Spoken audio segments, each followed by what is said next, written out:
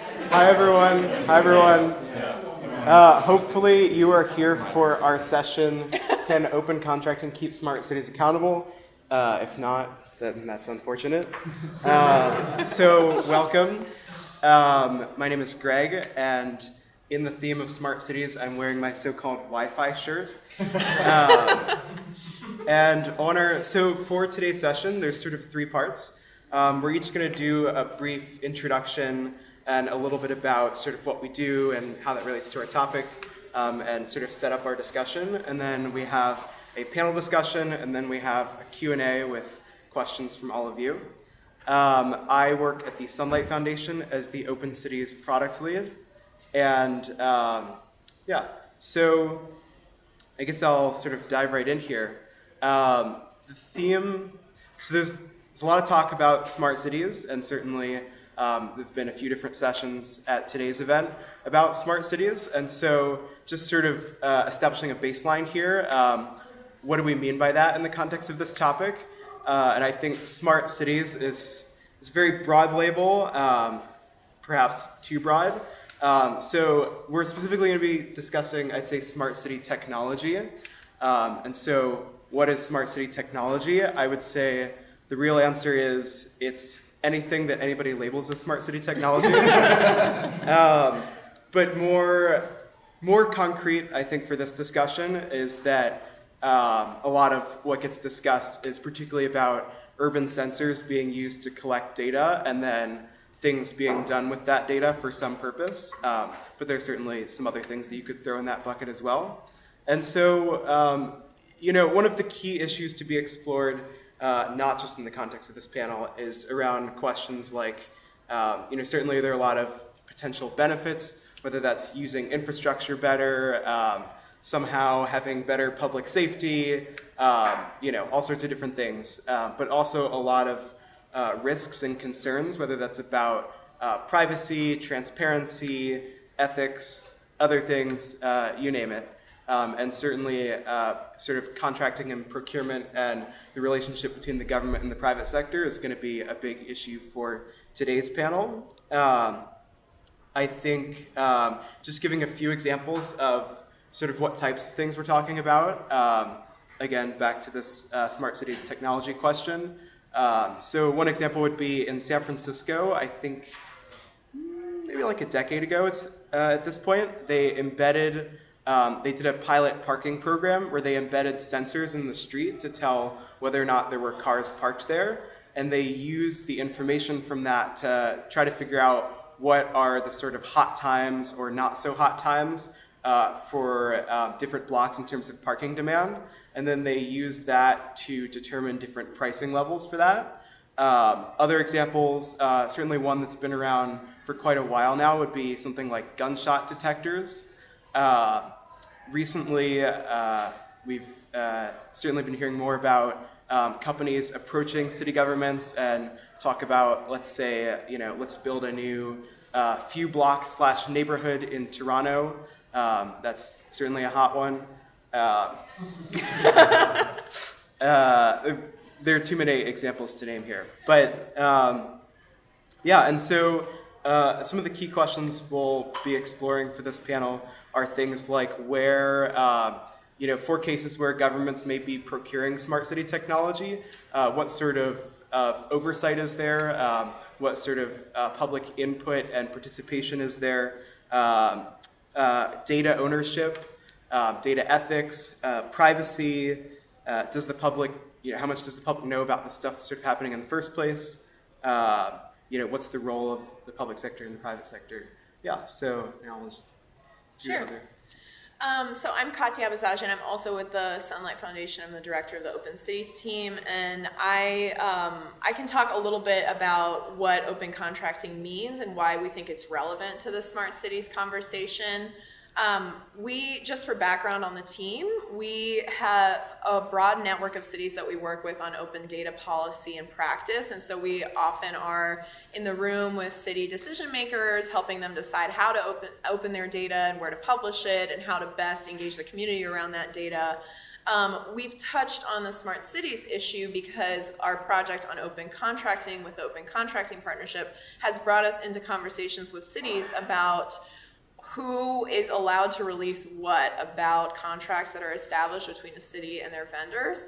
And so our work on that front is about first promoting open contracting data and the idea that there is actually a broad range of data that is not sensitive, it's not proprietary, and it's not private. So there's a tradition of keeping city contracts private because vendors have made the case that if you were to open a contract, then proprietary information would be leaked, or that there is a requirement for some reason that the vendor's imposing on the city that they not be transparent about the deal that they're making.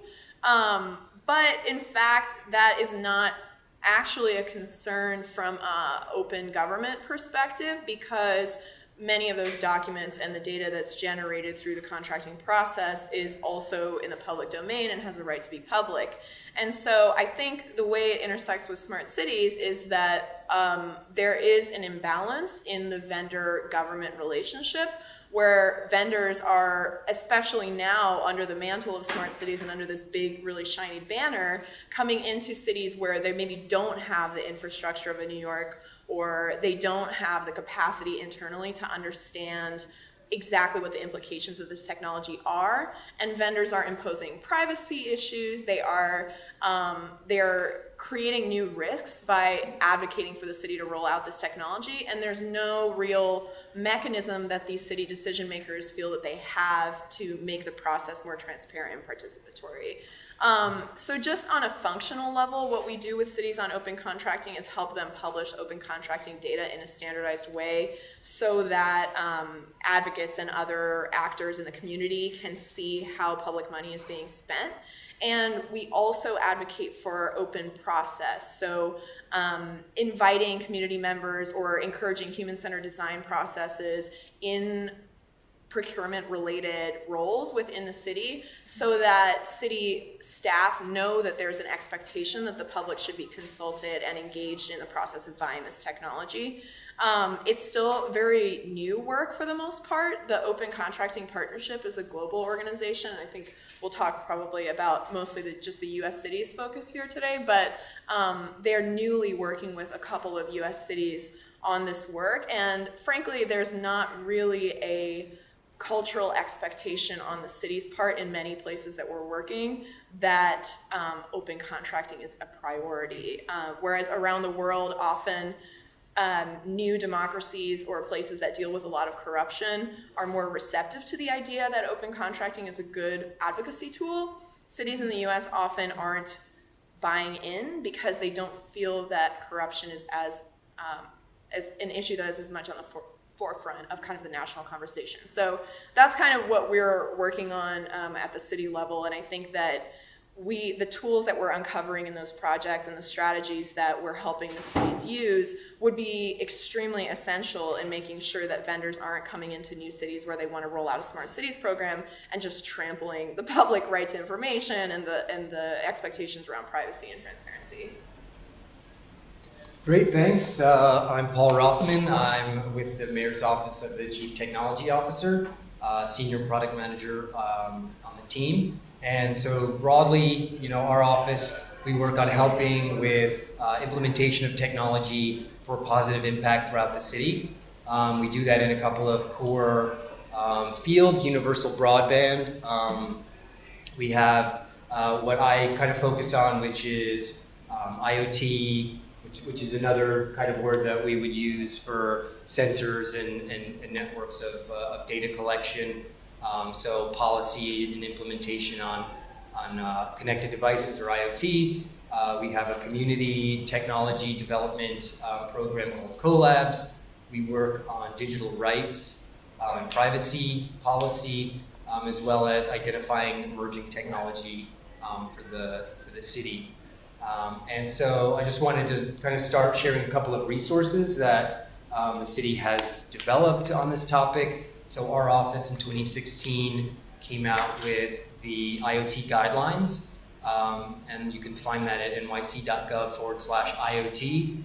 And basically these are guidelines that kind of create a framework for deployment in a sort of a responsible and consistent manner for smart city technology, IoT technology. There's also, most of you are probably familiar with the NYC Open Data platform, so you can search contracts that are sort of have been awarded to different vendors in the city. That data is on Open Data. There's also the open.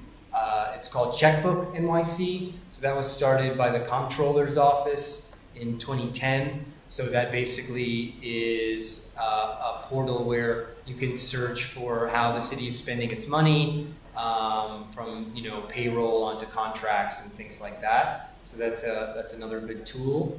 And then we're also working on something within the CTO's office, trying to work on creating a framework for a real-time data platform so that these sensors and different technologies that are being deployed throughout the city, often by different agencies, can be centralized in a single place. Because I think one of the challenges New York City has versus other smaller cities is that some of our city agencies are as big as some other cities' entire municipal government. So we have agencies that have their own IT staff, their own CIOs, things like that.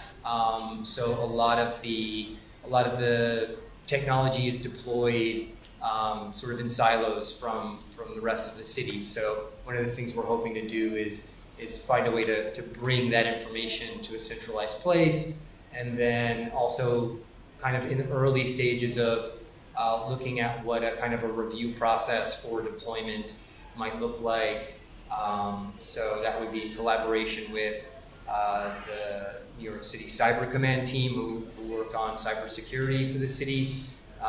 So that's something that we're working on, as well as the Department of IT and Telecom here in the city, to try to find a way to kind of bring a lot of that technology deployment into a sort of a centralized path, which would hopefully lead to more oversight. Hey everybody, my name's Zock, Zock Brisson. I'm with an organization called Reboot, and we're a 9-year-old social enterprise based here in New York that's focused on making the public sector more effective, inclusive, and accountable in the way that it does its work. That means we often work directly with governments, many agencies here in New York City, but governments all over the world. We're not just domestic. But also often with other actors that influence the public sector, whether that's philanthropic foundations or civil society actors like our good friends at Sunlight, who are long co-conspirators in different ways. But really with this idea of how do we make governments and those who influence government better at what they do, and better meaning inclusive and participatory and accountable. That's meant that we've done a lot of work in the open government space, because that's obviously a key vehicle to think about some of these issues, including around open data and a lot with open contracting, which I think is part of why I'm sitting here today, but we'll find out at the end of the session.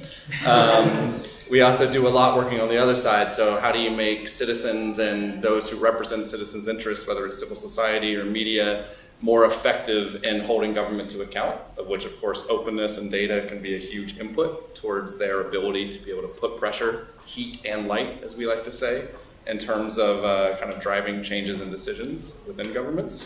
Kind of our weird little space that we're in as this social enterprise that came out of nowhere many years ago is we're a bit of a systems integrator, and that we have like 1 foot inside government often, 1 foot inside non-government, 1 foot inside the private sector, and we try to bring kind of everyone's perspectives together in a way where hopefully there's enough aligned incentives to actually make change. So I was asked in sort of my opening just to say, like, how have we put citizen needs at the forefront of government decision making within our programs over the years?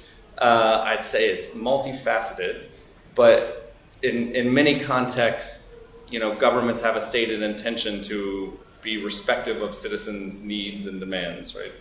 And they talk about that a lot, and in some cases, they actually mean it. In other cases, they don't, but that's where the heat and light part of the equation comes in more. But either way, doing that is actually really hard and difficult, right? It's much easier and more cost efficient to have a top-down command and control decision to say, we have a problem, here's our solution, we're gonna go and do it. And we were kind of founded out of the belief that, well, history has shown that that hasn't necessarily done the job, and as the world gets much more complicated exponentially through the introduction of new technology, it becomes even more important to have this kind of systems-focused, multifaceted approach to things. So 3 quick things that we often think about and trying to bring citizens to the forefront of government decision making. One is feedback loops. So how do you actually create more spaces where feedback can come into government decision makers that's not just a town hall or city council meetings, all of which are relevant, but they're also constrained, right? There's only so many people who have the time and interest to come to those things. So whether that's something like, if I'm a senior public health administrator, how might I actually get patient experience information into the decision-making and management chain to inform where do I need to problem solve with certain of my clinics, or where might I need to allocate resources to something that my patients are telling me is a problem. Just feedback loops is an important way of getting more information and often more informal ways to the people who can actually influence decisions.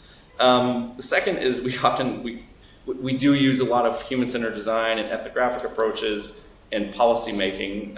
So often we're trying to create empathy between governments and those that they serve.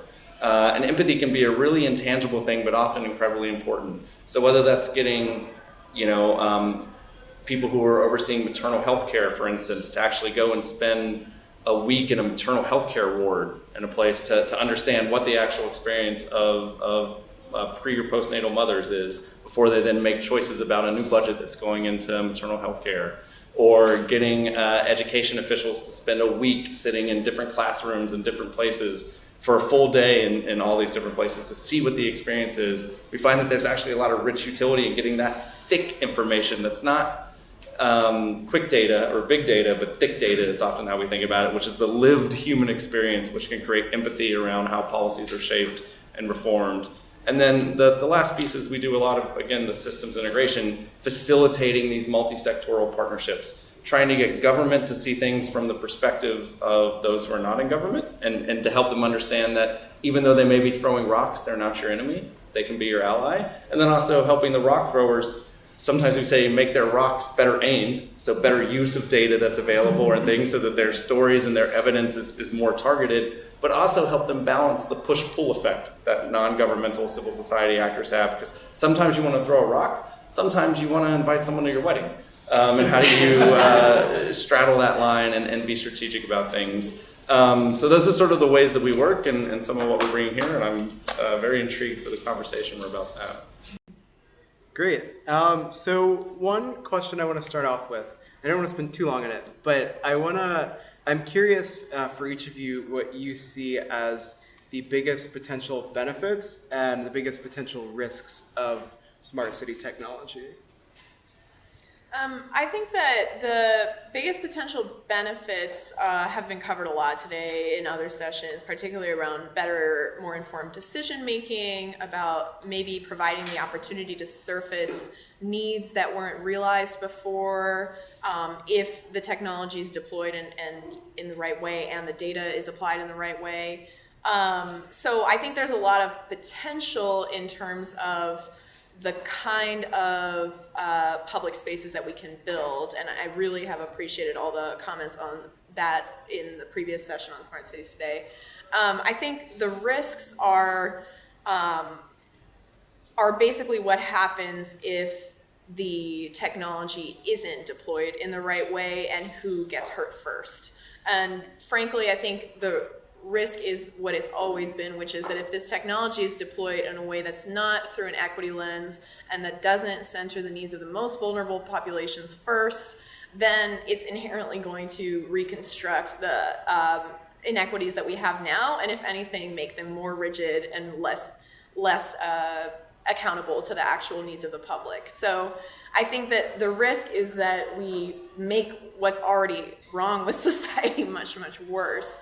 And the way that that might happen is, I think, if vendors aren't a part of the conversation about what their relationships should be like with the communities and what their accountability is to the community, and city governments are the ones who need to make that conversation happen. Yeah, I think, along those same lines, I think that some of the promise around the technology is, more livable cities, better quality of life. We're able to use some of that data to improve policies that we have. We have better air quality data around the city. How does that make us change how, the urban landscape is designed, and the types of, regulations that may need to be implemented to improve that. I think along the same lines, the surveillance issue is always, front of mind, and privacy, in particular for our office, is something that we work on in digital rights. So we keep that, at front of mind when we're looking at technology deployments. I also think that on maybe a side that isn't talked about quite that often, which is what are some of the sustainability impacts of technology. We talk about there's going to be billions of devices deployed out throughout the city. A lot of times, those devices, many of which at this point are also like on a consumer side, the companies are saying, well, the battery's going to last this many years, and then you can just like toss it and replace it. And the idea of just like proliferation of disposable technology that is, potentially going to continue a pipeline of e-waste and things like that. We need to think about how we deploy technology, electronic devices in a sustainable way, that they're being recaptured, and we don't have a lot of tech junk on poles in places around the city, or that's ending up in landfill. So I think that's another aspect that we definitely need to think of as the technology becomes cheaper and more accessible and deployed at a larger scale. Yeah, I'd say the benefits of information have been manifest in public sector governance knowledge for centuries. So when governments make strong decisions based on real evidence, they can improve their outcomes. So smart cities can be yet another kind of bandwagon or trend that potentially creates further incentive for governments to do so. But that, to me, at this point, is really the long and short of its benefit. I do see much larger risk around its downside, right? And there's a reason I said bandwagon. It's true that human mentality kind of moves in herds, right? And when there's a new label for something or a new kind of trend line, people can get excited by it. If you can navigate that excitement right, great.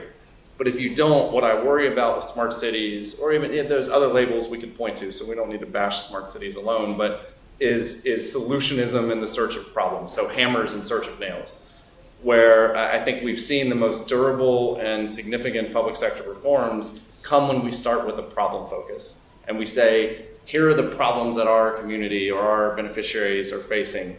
How do we really deeply understand that problem through bringing the right technical expertise to bear? And I don't mean technical just engineers, but if it's a health issue, an education issue, people really understand the issue. How do we work in a multi-stakeholder fashion where we bring in the different interest groups and actually not just enable lobbyists, but actually citizen or neighborhood level interest groups, and have a consultation process that's meaningful?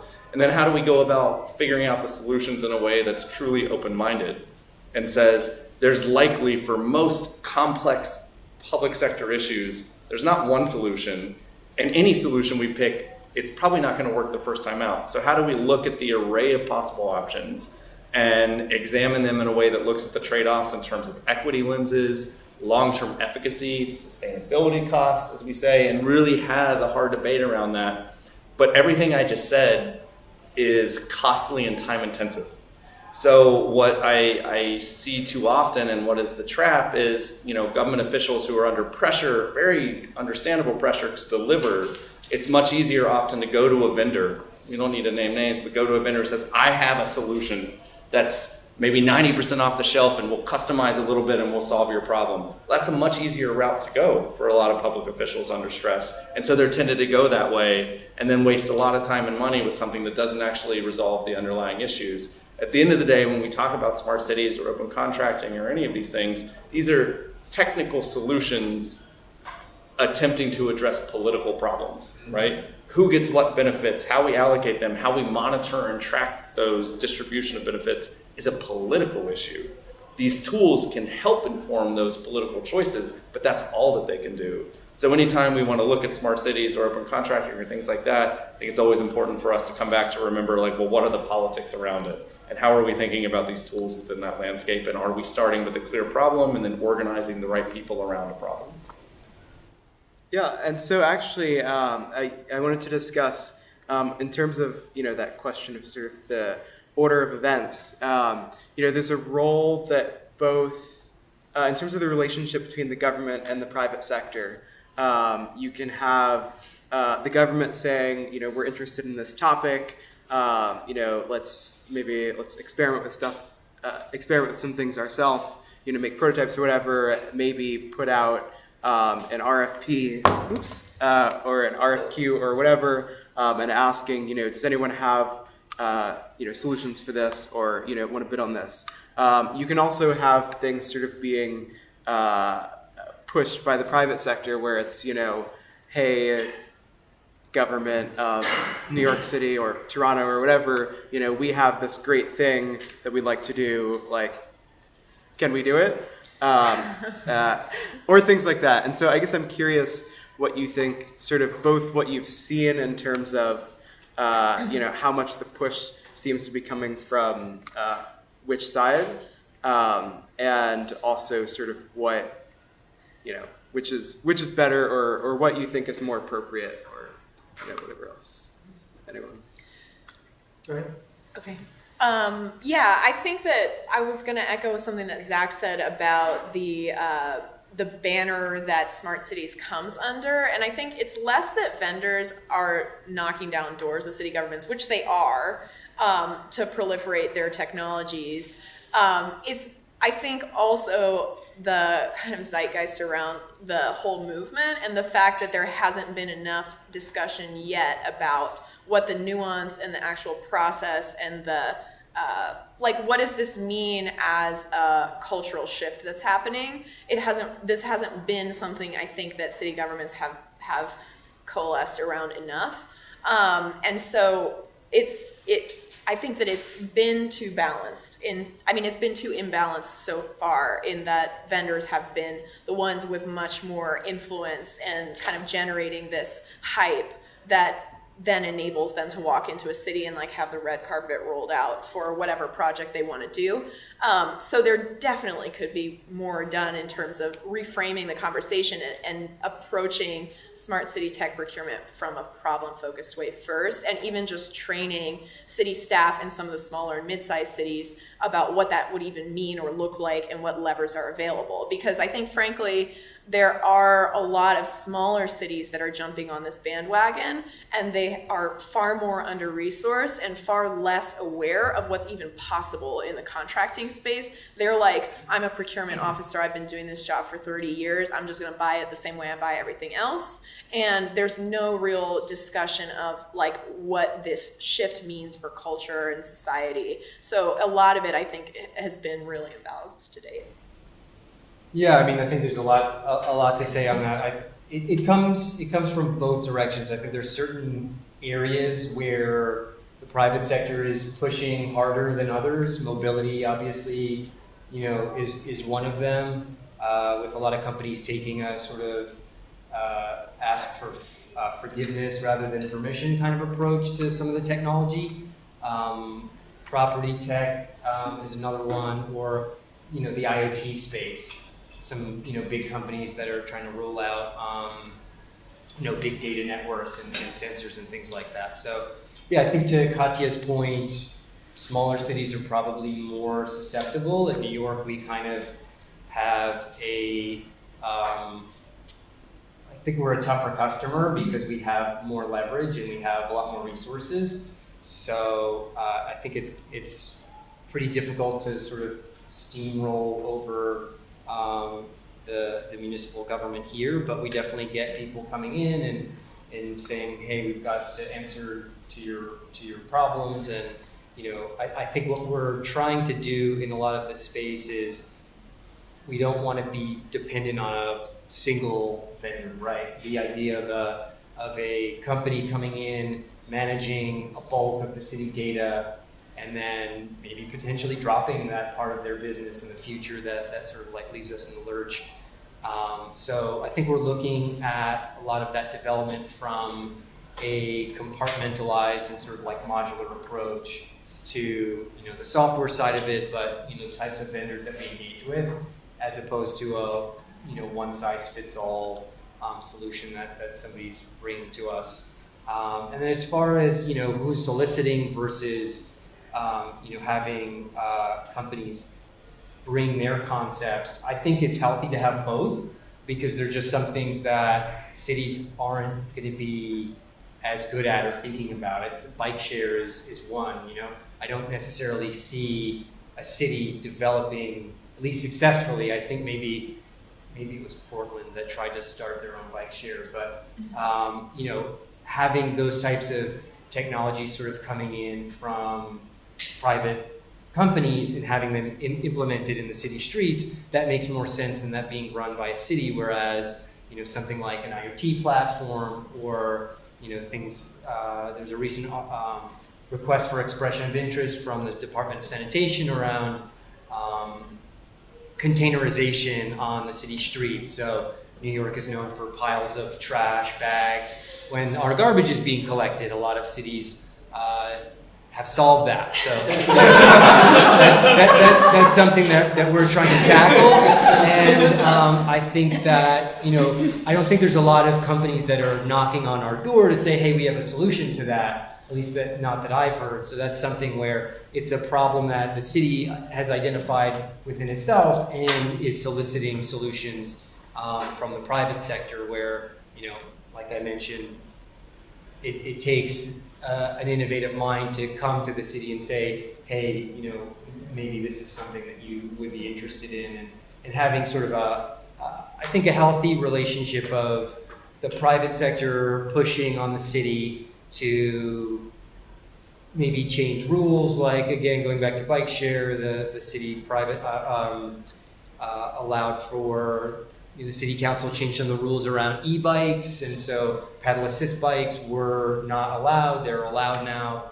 There's debates going on about e-scooters. So that's an example of sort of a dialogue, I think, between private companies looking to innovate and disrupt within urban tech, where hopefully there's, like what I mentioned before, it's not like, okay, we're doing this in the city and we'll see what happens, but have a conversation starting from the beginning and saying, hey, how can we make this happen in New York? And sometimes that's a long conversation, but it's one that's, I think, worth having for the benefit of the long-term relationships between the cities and the companies, so that they're collaborative as opposed to adversarial. Yeah, and actually, I guess sort of on that note, what four things where sort of you're looking for inspiration from the private sector or that kind of thing, how do you do that in a way that ensures that there is still transparency and public participation or involvement, as opposed to things that are like very driven by the government itself? Sure. I think that's a good question. I mean, obviously, every agency is trying to solve a particular issue that they have. We have sort of a culture in place where we're emphasizing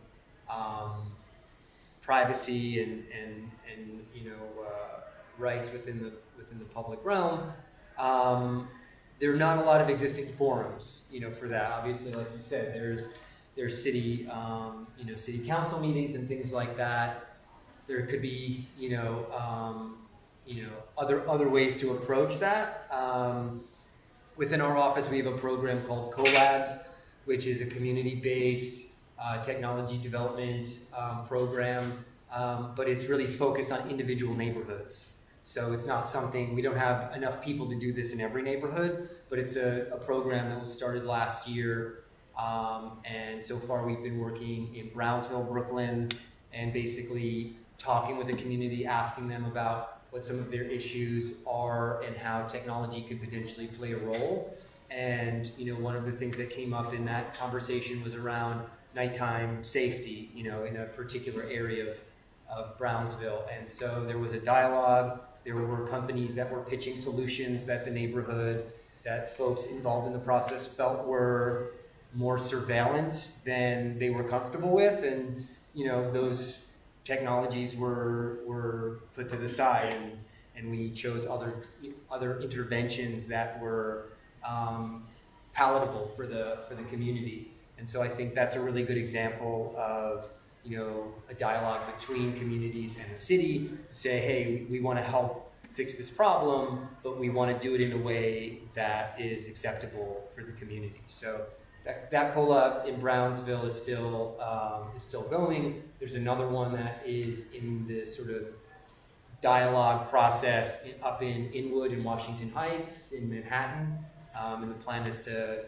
you know, to have more neighborhoods in other boroughs going forward. So that's one example, but it's on a neighborhood level. So definitely, you know, would be interested in hearing what folks have to say about other mechanisms of you know, fostering a conversation around those technologies. I would add maybe that I think this is one place where open contracting can play a role, because one thing we've seen in our open data work and just what we've learned from doing open data advocacy is that data is often not used in the way we expect, and that it is just used to start a dialogue. It's not something you would think about necessarily when you're talking about open data, but actually I think it is one of the best and biggest byproducts of government sharing data. And so I think when it comes to public participation on the solicitation process, if you think of it from an open data perspective, there are actually a lot of opportunities where you could share information, and then the public could have an opportunity to comment or participate or even just decide what else they want to know about this procurement or what else they want input on.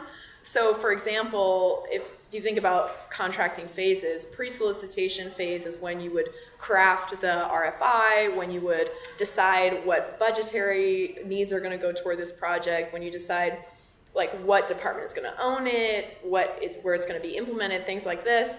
And if you were to open that process like the collabs work is doing, then you get to have community input in what the problem is that you're solving for. And then going down the rest of the process, like solicitation, you would be able to know what vendors responded, who bidded, how much did they bid, did the city go with the lowest bidder, or did they go with something else, was there only one bidder? Was that person did that person have a relationship with someone in the city? Like, what did that process look like?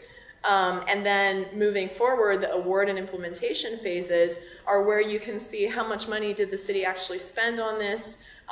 What was the performance of the vendor? Where did they roll things out? Like, what is it going to be renewed? Is the contract going to be renewed? How long does it go? Things like about the actual implementation of the work. And I think the reason why I wanted to talk about open contracting in this setting is that I think there's a lot of opportunity for civic tech communities to push for more transparency in contracting, because there is a lot of information that's generated in that process that could help us even just experiment more with like what could be done to keep these processes accountable.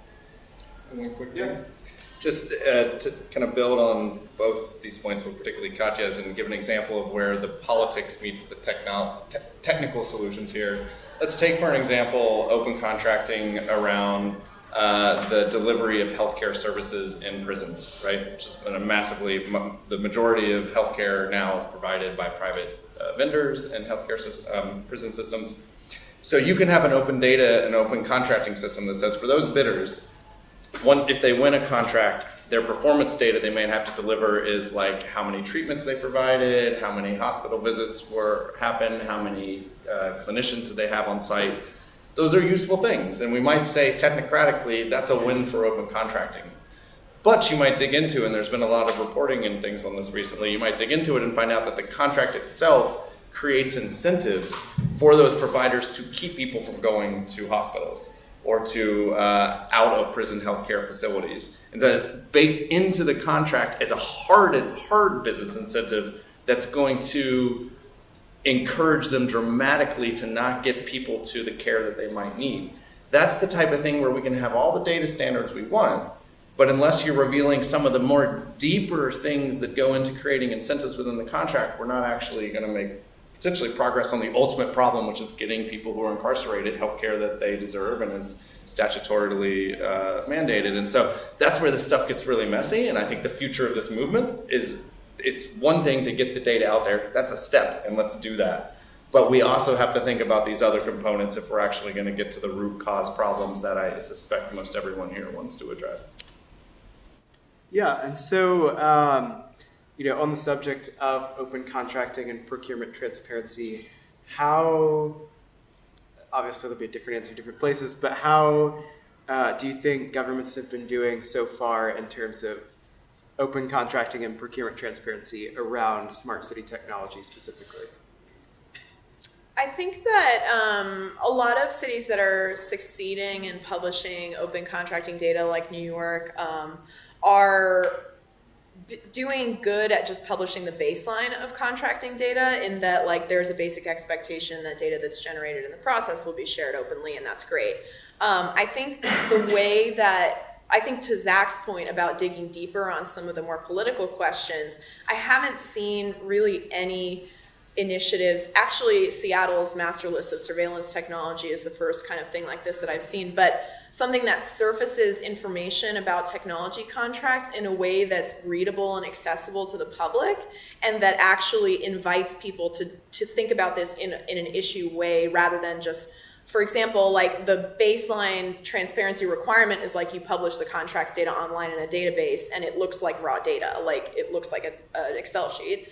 But the more engaging and I think relevant to smart cities way to do it would be to invite residents to look at the right information. So like direct people to see who's bidding and what the amount of money was and what the duration was, and do it in a way that highlights the fact that you're being transparent not just about contracting, but about your decisions to buy this technology. Yeah, I mean, I think to that point, some of the information that's being shared, it's being shared sort of after the fact. So, once the city's procured something and they share that information, if people have concerns, like what are their avenues to address them. I know within New York, we do have RFEI process and it's request for expression of interest. Usually, or it might actually be required that anybody that's submitted that list is posted publicly.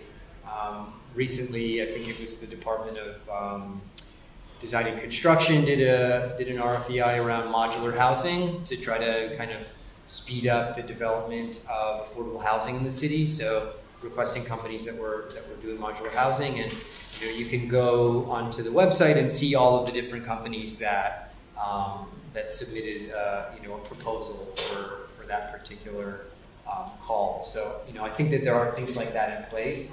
I guess it's kind of a question, or the city will open up comments on certain things. I remember when the dockless bike share was being rolled out, DOT opens comments. So there are opportunities for residents to share information. So I guess it's a question of whether or not those things that the city is currently doing, residents feel are adequate enough to sort of to keep that going, or whether or not that needs to be improved upon. Yeah, and I think actually something, in our discussions about procurement here, some of the examples have been non-smart cities technology things, and I'm curious if you think that.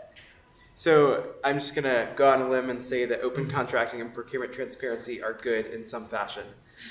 Do you think there are specific considerations for smart city technology, open contracting and procurement transparency, or just kind of all the things that you should do for anything? Yeah, I think a new element of what smart city technology brings to the open contracting conversation is questions of data governance that aren't necessarily hashed out in the public domain with regards to other types of contracts. So like with other types of contracts where maybe you're contracting the services of a social service provider like a homeless shelter, you wouldn't necessarily dissect like their data storage needs, although I'm sure an innovative city might, but like that wasn't a forefront of the conversation about why you need contract transparency on homeless shelters. It's more because you would want to know where the money is going and whether they're effectively serving homeless people and all these different types of questions. With smart city tech, I think there are a bunch of new issues around privacy and data rights and digital rights that are actually written into the contract that have an opportunity to be changed, or that the public should know about so that they can even participate in the conversation. So like issues of who owns the data once it's collected through these technologies, questions of like what data does the city get back, like what do they get to see and use, what is being done with the data on the third party side, so like are they reselling it, how do we keep that process accountable? So there's obviously just a really rich like list of things that need to be exposed to technology contracts specifically for smart cities. Yeah, I think that's a great point. That's work that we are doing within our office. The city also has a chief privacy officer. That office was established last year. So that's work that's ongoing. Things around data ownership. You know, the way that we look at it, the city, you know, really needs to own its data. And then, you know, when we're approaching companies, you know, what they can do with that data as well. And I think, again, going back to New York being an outlier, that we have more leverage in that conversation as a market than smaller cities do. So I think it could be more difficult for smaller cities to lay out some of those criteria around ownership than a city like New York. But those are definitely topics that we're working on and are trying to build into our contract process. I have lots of thoughts, but I would happily cede it to get to Q&A. So. Yeah.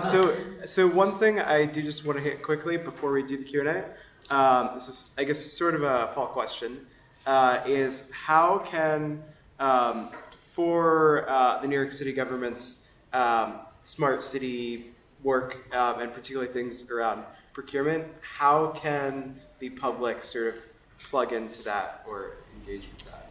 Yeah, that is a good question. You know, as I mentioned, there are occasional requests for input from different city agencies that are implementing technologies. I mean, I think I think I have a different definition of smart city technology. I would say that a dockless bike is a smart city technology. I think what in this conversation we're talking about is IoT technology, Internet of Things, or connected devices in particular, which would be like a subset to smart city technology, at least in my view. But get in touch with us. You can reach out to us. I think we're on Twitter, or you can reach out at CTO at cto.nyc.gov.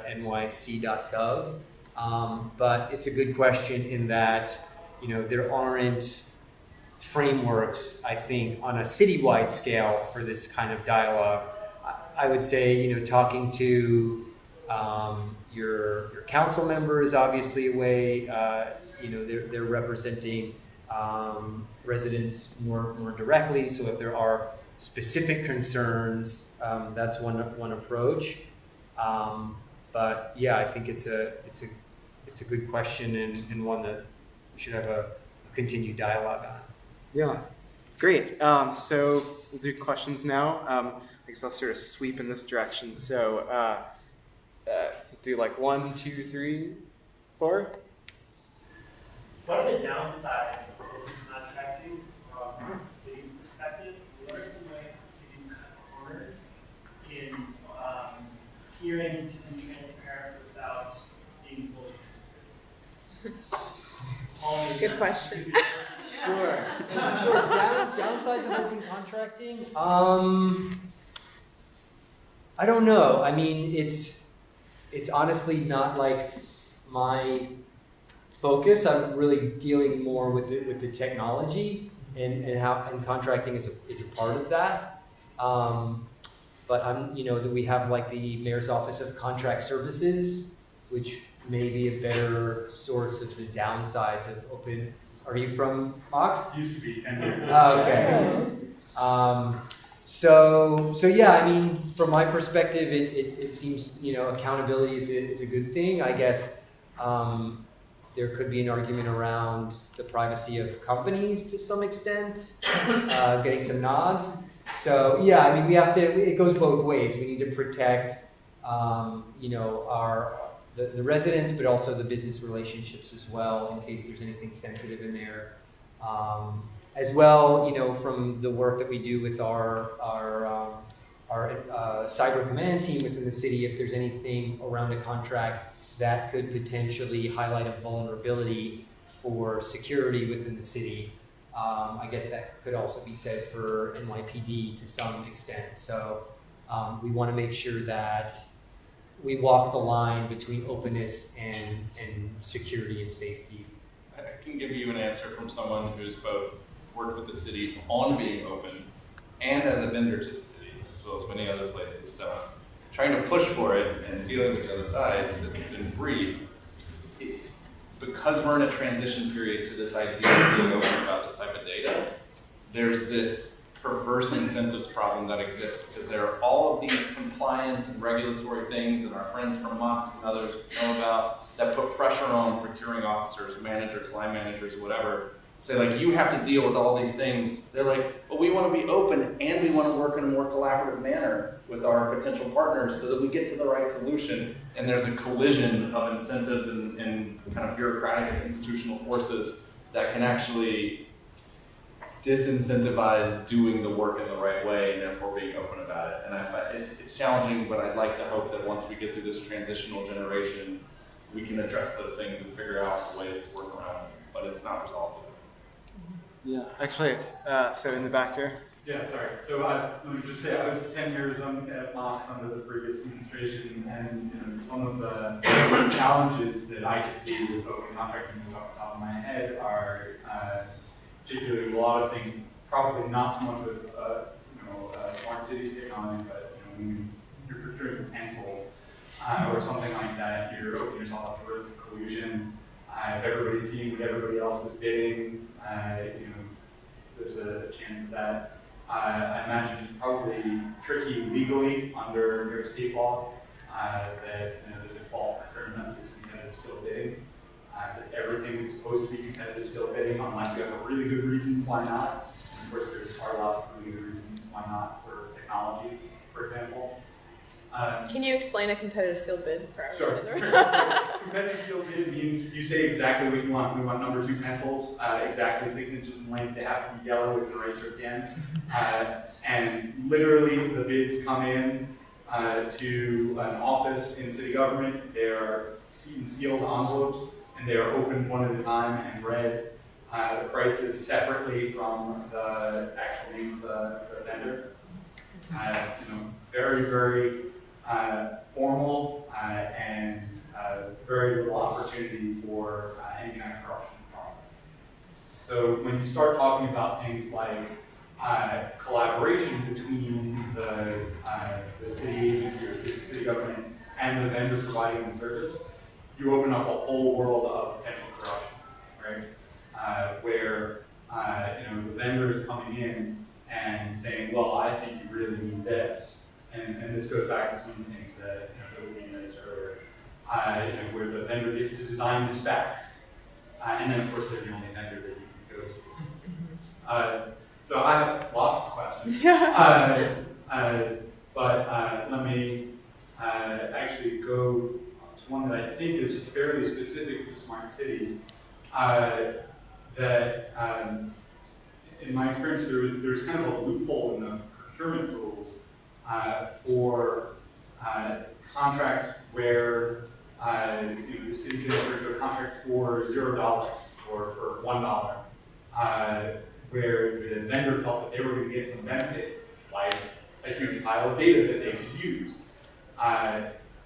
Because most of the procurement rules are geared towards levels of scrutiny based on dollar value, potentially city agencies could be entering into these kinds of contracts and giving away city data without anyone being aware of it outside that office. Yeah. Has anything been done in the last 5 years since I've been there to try to work on that? Yeah, just to give a little bit more context, I think what you're talking about is like the concept of a demonstration project. So where that's one concept of it, but even more, you could, in theory, enter into $0 contract with very, very little oversight. Yeah. So a demonstration project would be like where a company would be offering its equipment or services in kind to test out to see if it's like a demo. You might demo software, to see if you want to use it and pay for it. So that's an example, I think, of where that could happen. I think that I don't know specifics around it, but that's definitely something that, going back to my point before about who owns the data, what the vendors are able to do with that data, those types of policies are being developed, and I think within the Chief Privacy Officer's office, there are some new guidelines and policies that are coming out around that. Something more general for all contracting? Yes. I can imagine there's probably plenty of contracting out there today where you wouldn't even think about it, but the vendor is getting something of value out of the data if they're smart. Yeah, I think that is being worked on. Also, issues with like personally identifiable information, things like that.